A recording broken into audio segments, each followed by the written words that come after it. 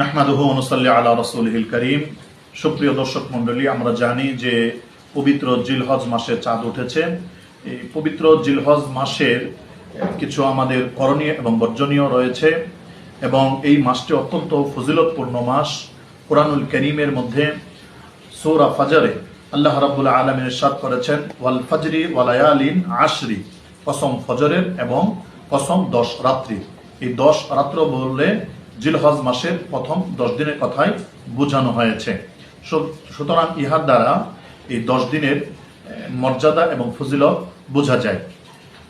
সুনানে তিরমিজির মধ্যে হাদিস এসেছে, আল্লাহ রাসূল সাল্লাল্লাহু আলাইহি ওয়াসাল্লাম ইরশাদ করেন যে জিলহজের প্রথম 10 দিনের প্রতিদিনের রোজা এক বছর নফল রোজার সমতুল্য এবং প্রতিটা রাত একটি শবে কদরের সমতুল্য।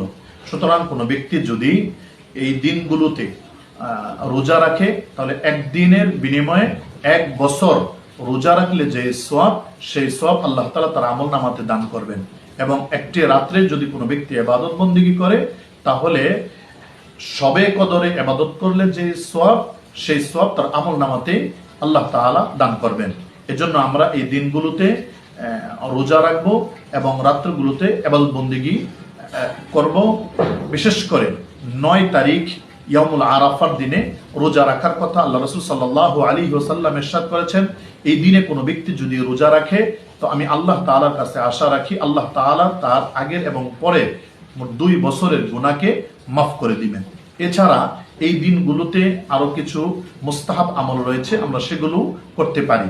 আর তা হচ্ছে এই দিনগুলোতে মাথার চুল, মুছ, হাতের পায়ের নখ এবং অবাঞ্ছিত লোমগুলো না কাটা, এগুলো আগেই কেটে ফেলা। এটা একটি মুস্তাহাব আমল, আমরা চাইলে এটা করতে পারি। আল্লাহ তাবারক ওয়া তাআলা আমাদের সবাইকে এই মাসটি, বিশেষ করে এই 10 দিন ইবাদতের মাধ্যমে কাটানোর তৌফিক দান করেন।